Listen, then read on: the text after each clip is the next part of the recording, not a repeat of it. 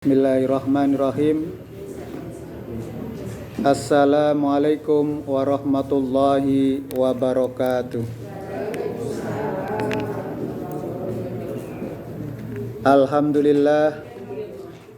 Alhamdulillahilladzi arsala rasulahu bil huda wa dinil haq liyudhhirahu 'alad dini kullihi wa kafa billahi syahida.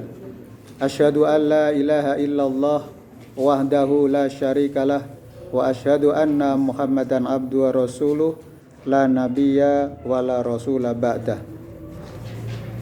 Qala Allahu ta'ala fil Qur'anil Karim. A'udzu billahi minasyaitonir rajim. Bismillahirrahmanirrahim.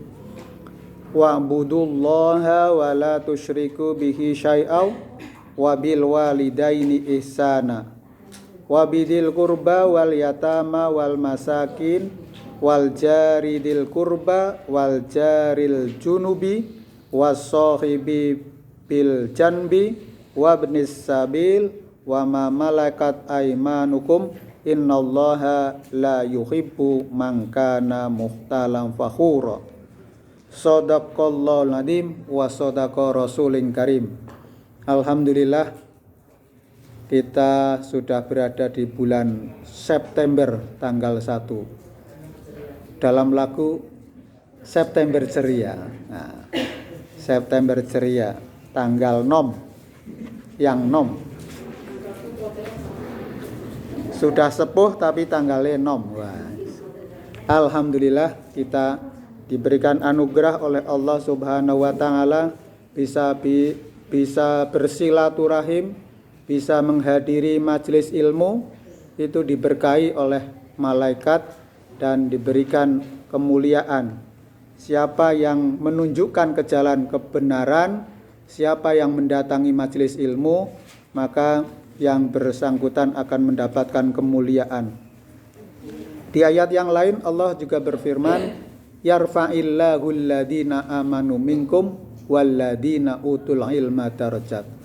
Allah itu akan mengangkat orang-orang yang pembelajar, orang-orang yang menuntut ilmu. Maka dalam Islam itu menuntut ilmu itu tidak dibatasi oleh senior atau junior, tapi adalah tulal umri, sepanjang usia. Sehingga tidak ada kamus di dalam Islam itu berhenti menuntut ilmu. Wah, saya kan udah sempuh, sudah ampuh, jadi nggak perlu menuntut ilmu lagi. Tapi dalam Islam mengajarkan kepada kita untuk senantiasa menjadi pembelajar, selalu ingin mengupdate, karena ayat-ayat Allah yang terbentang di semesta alam ini masih perlu banyak dikaji. Demikian juga ayat-ayat yang tertulis di dalam Al-Quran masih banyak yang mungkin belum kita kuasai, belum kita baca. Mungkin kalau kita baca sudah katam berkali-kali, ya. Sesuai dengan usia kita, kalau 80 tahun berarti katamnya udah 80 kali. Kalau 70 tahun berarti katamnya 70 kali. Sampun nonton dereng nggih? Sampun. Alhamdulillah. Nek dereng monggo sareng-sareng mungkin dikatamke niki setiap Jumat satu rukuk, insyaallah nanti katam. Nah, kalau katamnya itu bacanya sendiri, mungkin katamnya cuma sekali. Tapi kalau kita bacanya 40 orang, kita sudah satu majelis sudah 40 kali katam. Luar biasa itu. Ini hitungannya kalau hitung dewe. Tapi itu kita banyak kemuliaan yang orang yang berholwat atau yang berteman dengan Al-Quran itu banyak kemuliaan, banyak keutamaan, dan insya Allah itulah yang menjadi nur, menjadi penerang, obor ketika kita dalam perjalanan menuju kampung akhirat. Jamaah rahimakumullah, salawat serta salam kita aturkan kepada junjungan kita Rasulullah Muhammad SAW, sang idola, ya. Rasulullah itu menjadi idola dalam satu buku yang terkenal, ya, 100% Influence in the World. Jadi 100 orang yang paling berpengaruh di dunia, seorang penulis dari Inggris, Michael Hurd, itu menempatkan Kanjeng Nabi Muhammad SAW itu di ranking yang pertama. Ranking pertama. Apa sih istimewanya Kanjeng Nabi sehingga kok menjadi orang yang ditempatkan di urutan nomor 1? Tentu ini tidak bain-bain, tidak sembarangan. Ini berdasar suatu riset, berdasarkan suatu penelitian yang menunjukkan pengaruh dari ajaran Kanjeng Nabi Muhammad SAW itu sampai sekarang dan hingga akhir hayat nanti. Nah, maka kita bisa meneladani, kita bisa melanjutkan misi dan visi yang dilakukan oleh Kanjeng Nabi, yaitu menjadi uswah, menjadi suri toladan, akhlak, perbuatannya, sikapnya, mentalnya, karakternya, yang terus menginspirasi kita. Sehingga kalau di dalam ajaran Islam, akhlak itu dibagi menjadi 2, akhlak terpuji dan akhlak yang tercela. Teorinya ngaten nggih. Gampang diucapkan tapi angel, berat dalam implementasinya ataupun dalam prakteknya. Maka kita dalam praktek kehidupan sehari-hari tentu inilah yang ingin disempurnakan oleh Kanjeng Nabi untuk umatnya, untuk kalau dalam zaman sekarang mungkin rakyatnya. Jadi para pengikutnya, siapa yang itibak kepada Nabi maka dia akan selamat, akan sukses. Nah, kita hari ini tema kita adalah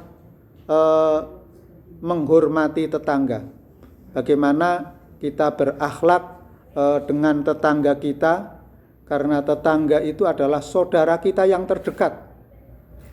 Saya ulangi lagi, tetangga itu adalah saudara kita yang terdekat. Kita mungkin punya saudara yang punya pesawat terbang, punya jet, kayak Bu Susi ya, punya jet. Tapi tetangga kita atau keluarga kita jauh di sana. Dia bisa datang ke tempat kita dengan waktu yang cepat. Tapi cepat mana dengan tetangga kita yang jaraknya cuma 40 meter?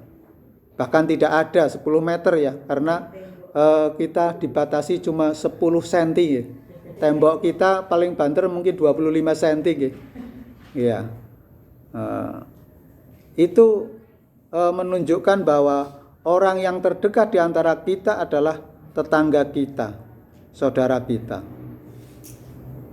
Sehingga kita harus menghormati, harus menghargai, harus menjaganya supaya marwah, supaya kemuliaannya, kehormatannya tidak terkurangi karena ulah dan perbuatan kita. Nah, ini yang harus kita jaga sebagai seorang mukmin, seorang muslim. Ini harus menjaga adab, menjaga etika, menjaga akhlak. Kalau seseorang itu sudah hilang akhlaknya, maka manusia itu seperti al-hayawanun natik. Manusia itu adalah binatang yang berbicara, binatang yang berpikir.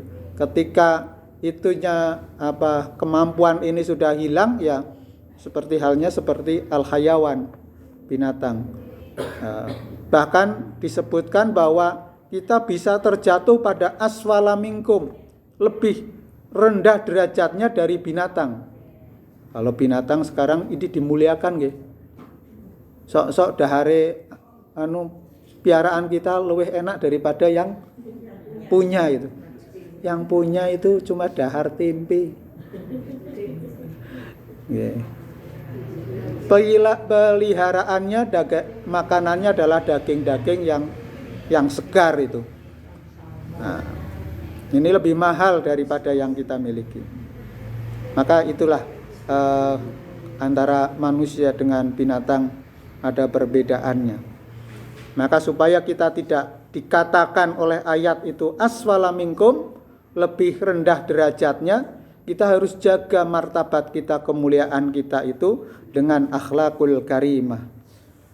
Sebaliknya kalau kita berakhlak tercela, pasti itu kita berada pada titik terendah dari martabat yang kita miliki.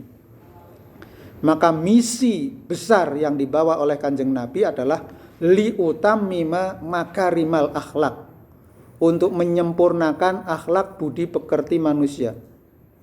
Ya memang akhlak kita akan tergantung kondisi keimanan kita.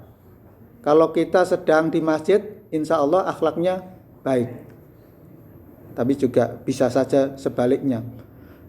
Tapi kalau kita berada di luar masjid, kemungkinan besar lebih banyak madorot yang bisa terjadi karena ya saya tidak terikat oleh apa-apapun gitu. Kalau di masjid kan, wah masih saya di masjid kok berbuat yang tidak sesuai dengan akhlak yang mulia. Jamaah rahimakumullah, kita coba membahas mulai dari surat An-Nisa ayat 36. Surat An-Nisa ayat 36. Ayatnya berbunyi, wa'budullaha wa la tusyriku bihi syai'an. Sembahlah Allah dan janganlah kamu mempersekutukannya dengan sesuatu apapun. Ini keywordnya, kata kuncinya adalah tauhid. Kita tidak boleh menyekutukan Allah dengan apapun, baik itu yang animisme maupun yang dinamisme. Animisme yang tidak nampak maupun yang roh-roh halus yang ada itu tidak boleh kita samakan. Contohnya kita meyakini ini di sini ada kekuatan magic yang sangat luar biasa. Kalau kita meyakini ini ada kekuatan magic, maka kita terjatuh pada perbuatan menduakan Allah. Jadi menduakan Allah, menserikatkan Allah dengan sesuatu, baik itu yang nampak maupun yang tidak nampak, ya. Termasuk juga mungkin diri kita juga bisa jatuh kepada perbuatan yang syirik. Maka ini kita diserukan jangan sampai kita menyekutukan Allah dengan sesuatu apapun. Wabil walidaini ihsana, dan berbuat baiklah kepada kedua orang tua ibu bapakmu. Ya, berbuat baik kepada kedua orang tua. Kalau masih sugeng, masih ada, maka kita punya kewajiban ngerukuni keluarga kita, ngerukuni orang tua kita, supaya mereka selalu dalam keadaan gembira, senang, dan doa-doanya mengalir kepada kita, kepada putra-putrinya, agar supaya berhasil di dalam kehidupannya dan diberikan kemudahan segala urusan-urusan yang dihadapi. Jadi berbuat baik kepada kedua orang tua, ibu bapak ini adalah wajib, tidak bisa diwakilkan. Tapi sekarang banyak orang yang mulai di beberapa negara di barat itu orang tua itu sudah tidak tinggal serumah dengan anaknya, tetapi tinggal di panti-panti senior. Panti-panti senior ya. Nggak mau dikatakan lansia, masih nomok. Nah, iya. Nah, ini maka memang bisa sih orang itu menjaga orang tuanya dengan mendatangkan asisten, atau mungkin disiapkan dokter pribadi, kemudian perawat pribadi, dan juga kalau ingin plesir disiapkan jet pribadi. Nah, apakah itu cukup?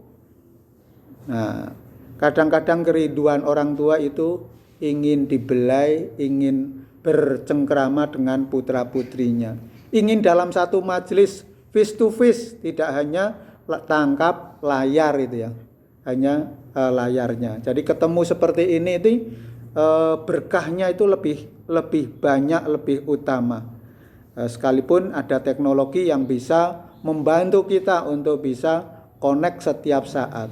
Tapi waktu-waktu tertentu orang tua kita adalah rindu dengan sentuhan, dengan mungkin ciuman tangan beliau, ataupun mungkin ciuman dekapan dari kita anak-anaknya, kangennya pol itu ya. Nah ini adalah ada hormon-hormon yang ketika seorang anak atau seorang orang tua dengan ketemu dengan anaknya itu bisa menjadikan hormon kebahagiaan ini muncul di sini. Maka membahagiakan orang tua ini adalah menjadi poin yang sangat tinggi. Bahkan Allah memberikan suatu derajat bagi orang tua, ridhollahi fi ridhol walidain. Ridhonya Allah itu tergantung ridhonya kedua orang tua kita. Maka kalau apa saja yang akan kita lakukan, terutama yang bisa mengubah mindset kehidupan kita, yang merubah arah kehidupan kita, yang bisa merubah peta kehidupan kita harus minta restu kepada orang tua. Mau prajab, minta doa orang tua. Mau promosi jabatan, minta restu orang tua. Mau pindah kantor, mau mulai bisnis, mulai usaha, mulai tanam, kalau petani ya minta doa restu orang tua. Sehingga di situ ada energi positif yang diberikan oleh orang tua. Nah, sekarang kita sudah pada posisi sebagai orang tua. Bagaimana? Ya kita juga merasakan ketika kita seperti pada masa anak-anak, di mana anak kita juga perlu sentuhan kita, perlu perhatian kita. Sehingga ada dua, anak memperhatikan orang tua memperhatikan anak. Ini klop itu. Jadi ada kesalingan pengertian dari keduanya. Nah, ini harus diatur karena kita ada garis keturunan dari pihak ayah dan pihak ibu. Yang selama ini dominan itu pihak ibu atau pihak ayah, Ibu? Pihak ibu. Karena bapaknya takut karena ibu. Jadi harus imbang. Kapan silaturahmi kepada ayahnya atau orang tua dari bapak atau ibu dari bapak, dan kapan silaturahmi dengan keluarga dari ibu atau orang tua ibu. Ini semuanya dirukuni. Jadi tidak ada menantu, yang ada adalah anak kalau sudah masih satu. Itu penting sekali, sehingga orang tua akan dibesarkan hatinya, selalu tidak pernah mengecewakan, tidak pernah kecewa dengan kita, sehingga tadi doa-doanya akan makbul, akan diterima oleh Allah, yang menyebabkan anak-anaknya bisa tumbuh sehat, menghadapi berbagai masalah ya bisa selesai dengan happy ending ya, dengan akhir cerita yang enak-enak, yang apik-apik. Kemudian berbuat baik kepada kerabat. Wabidil kurba, berbuat baik kepada kerabat. Wal yatama, anak-anak yatim. Wal masakin, orang-orang miskin. Wabnis sabil, tetangga yang dekat dan tetangga yang jauh. Jadi tetangga ada yang dekat, ada yang jauh, ada teman sejawat. Ibnu sabil, orang yang di dalam perjalanan, dan wama malakat aimanukum, hamba sahayamu. Maka ini harus semuanya kita rukuni. Tidak hanya orang tuanya saja, sementara asisten rumah tangga kita hardik. Nah, enggak boleh. Maka asisten rumah tangga itu harus cukupi kebutuhannya, ataupun gajinya, ataupun Apa yang menjadi kebutuhan, apa yang menjadi haknya sesuai dengan kontraknya, ya dibayar. Utul ajiro ajrohu qabla ayyajifa arokohu. Bayarlah upahnya sebelum kering-keringatnya. Syukur-syukur ya ditambahi bonus apa yang dimasak atau apa yang dimiliki, sehingga asisten rumah tangga kita itu kerasan dan nyaman di tempat kita. Nah, ini tadi tetangga yang dekat dan tetangga yang jauh. Tetangga yang dekat itu adalah yang 40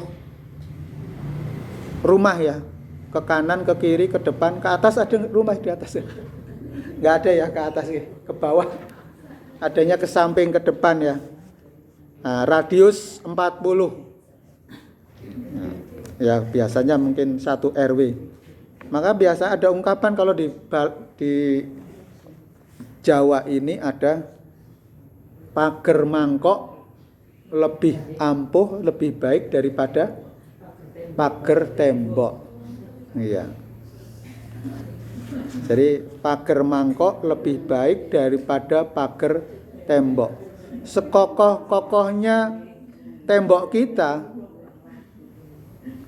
belum tentu kokoh karena hubungan antar tetangga itu tidak berjalan well doing, tidak berjalan baik. Kalau antar tetangga itu cotakan, ya repot nanti, padahal jalannya itu kur satu-satunya itu. Nah, nanti bagaimana supaya jalan lewat situ itu tidak melihat atau mungkin tidak lewat situ. Nah, jadi ya tidak aru-aruan atau tidak sahur sapa gitu ya. Maka ini harus kita jaga. Bagaimana hubungan di antara tetangga-tetangga kita itu bisa baik. Innallaha la yuhibbu man kana mukhtalan fakhura. Sesungguhnya Allah tidak menyukai orang-orang yang sombong dan membanggakan diri. Mengapa orang-orang yang sombong ini atau membanggakan diri sendiri ini menjadi larangan dari Allah? Allah tidak suka. Karena sombong itu hanya sandangan yang hanya berhak dimiliki oleh Allah. Jadi kalau kita sombong itu menganggap bahwa diri kita itu lebih kuasa daripada Allah. Hati-hati, ini bisa kita terjatuh kepada perbuatan yang musyrik atau syirik, menduakan Allah. Karena lebih ditonjolkan kepada akunya daripada Allahnya. Ya. Maka di ayat ini kita betul-betul diberikan pelajaran agar kita menghindari karakter-karakter itu. Itu adalah karakter mazmumah, akhlak yang tercela. Karena sifat sombong hanya berhak disandangkan oleh Allah. Allah al-mutakabbir. Allah itu adalah yang maha sombong. Ya, jadi kalau sandangan Allah itu dipakai oleh manusia tidak pas. Karena manusia itu dhaif. Manusia itu lemah. Banyak kelemahan, banyak kekurangan yang itu semuanya harus kita sempurnakan dengan akhlak kita, dengan perilaku kita. Maka setiap hari kita senantiasa diberikan kesempatan oleh Allah untuk jaddidu imanakum. Upgrade keimanan kita kepada Allah. Supaya kita tidak terjatuh kepada perbuatan yang negatif. Nah, ini bisa menjadi pelajaran bagi kita untuk kita senantiasa berakhlak yang mulia di tengah-tengah masyarakat. Berikutnya ayat surat Al-Ahzab ayat 58. Nih, surat Al-Ahzab ayat 58, Allah berfirman, "Walladzina yu'dunal mu'minina wal mu'minati bighairi maktasabu." Dan orang-orang yang menyakiti orang-orang yang mukmin dan mukminat tanpa kesalahan yang mereka perbuat, faqadih tamala buhtanan wa ismam mubina. Maka sesungguhnya mereka telah memikul kebohongan dan dosa yang nyata. Nah, inilah jamaah, kalau kita telaah, kalau kita kaji ayat-ayat Al-Qur'an dan kita terapkan, kita praktekkan sedikit demi sedikit sesuai dengan kadar kemampuan kita, itu ndandani awake dewe-dewe. Maka misi utama Nabi itu li utammima makarimal akhlak, untuk menyempurnakan akhlak budi pekerti kita. Jadi keutamaan inilah, kesempurnaan akhlak kita itulah yang akan memberikan garansi kepada kita agar kita termasuk orang-orang yang salah. Jadi orang-orang yang menyakiti orang-orang yang mukmin dan mukminat tanpa kesalahan yang mereka perbuat, maka sesungguhnya mereka telah memikul kebohongan dan dosa yang nyata. Ini harus kita hindari dalam kita berakhlak, dalam kita berinteraksi sesama kita di dalam masyarakat. Memang yang namanya pendapat, yang namanya perbedaan, selisih itu sudah biasa di masyarakat. Karena setiap orang itu punya pikiran, punya pengetahuan yang berbeda-beda antar manusia yang lain. Nah, maka mencari titik temu untuk mencari persamaan dan menjauhkan perbedaan, inilah cara yang lebih arif, lebih bijaksana yang kita lakukan. Jadi ayat ini menandaskan, kalau di dalam tafsir namanya itu tafsir bil maksur. Itu tafsir itu ayat Al-Qur'an dijelaskan dengan ayat Al-Qur'an yang lain atau dijelaskan dengan hadis. Nah, itu sehingga memberikan penjelasan. Nah, ayat surat An-Nisa ini berbicara di ending ayatnya itu tentang karakter orang yang sombong dan membanggakan diri. Demikian juga di ayat Al-Ahzab 58 adalah sesungguhnya mereka telah memikul kebohongan dan dosa yang nyata karena menyakiti tetangga ataupun orang mukmin dan mukminat tanpa kesalahan yang diperbuat. Maka ini menjadi perhatian bagi kita. Ad-din an-nasihah. Agama itu adalah nasihat. Agama itu adalah untuk meluruskan kita dari yang melenceng-lenceng, itu diluruskan. Mengapa sekeras apapun hati kita, pikiran kita, itu akan luluh dengan ayat kalau betul-betul imannya adalah semata-mata kepada Allah. Kita itu akan melenggono terhadap apa yang kita lakukan.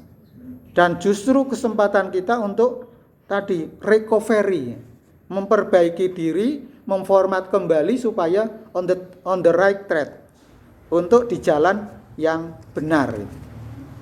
Memang yang namanya kritik, contohnya mungkin ya, kalau Pak Jokowi dikritik itu, orang kritik itu memang pedes ya. Nah, tapi itu adalah obat mujarab bagi orang yang sedang itu. Karena kita tidak bisa tahu kelemahan kita. Fungsi cermin itu kan untuk mengevaluasi kita.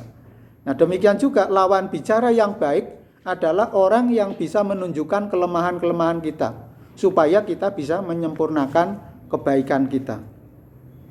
Serta disitulah juga kita diuji keimanan dan keistiqomahan kita.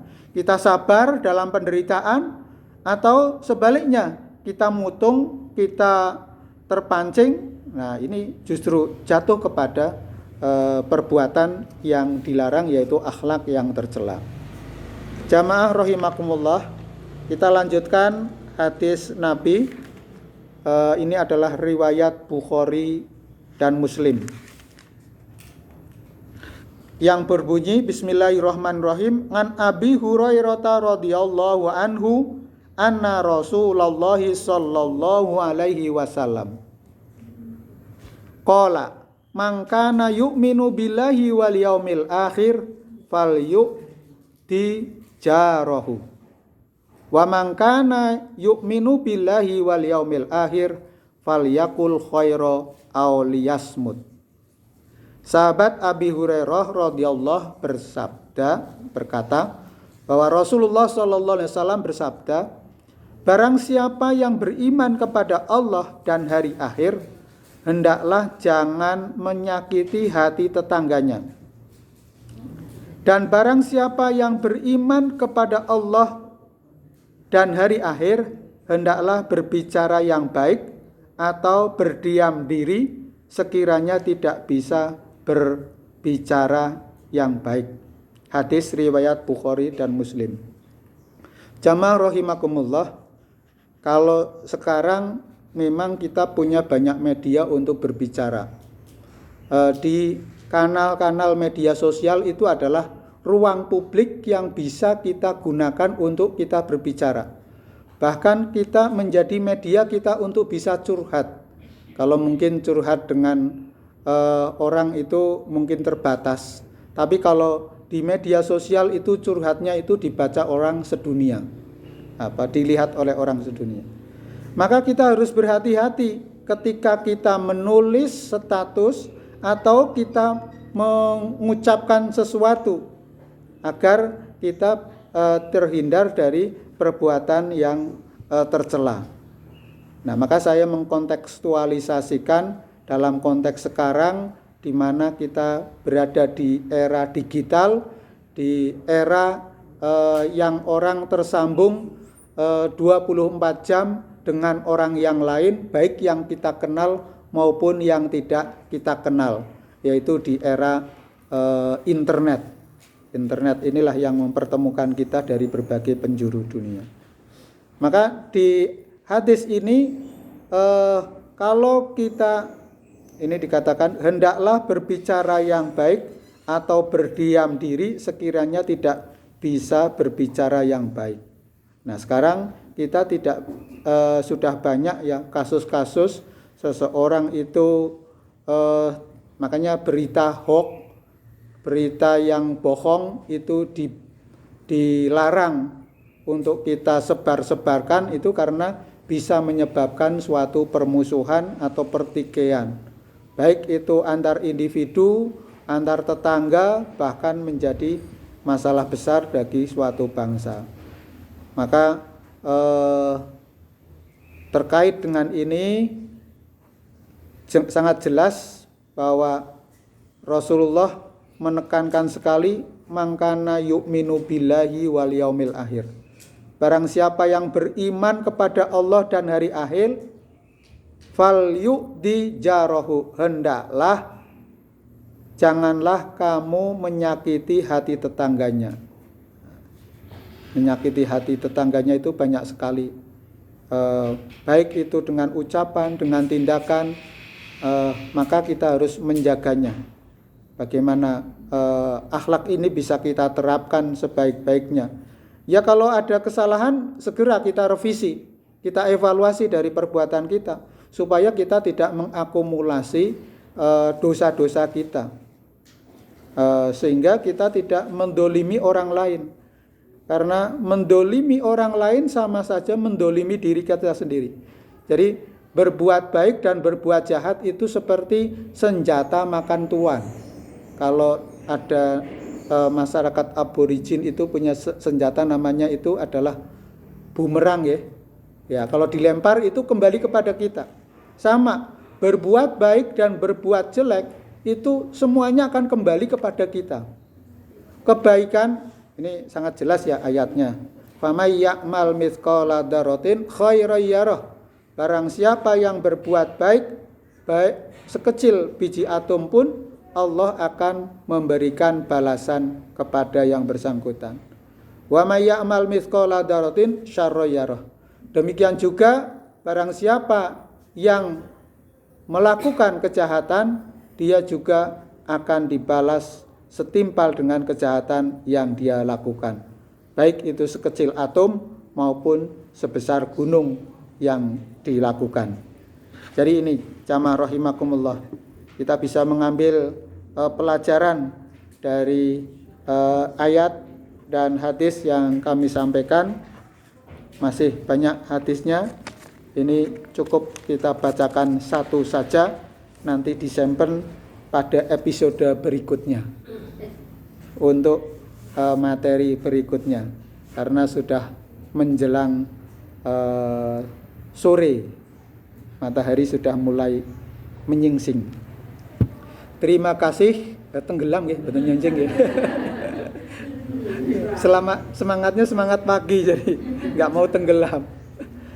Mekaten yang bisa kami sampaikan. Kalau ada pertanyaan kami sumanggaaken, kalau tidak nanti kita akhiri. Terima kasih.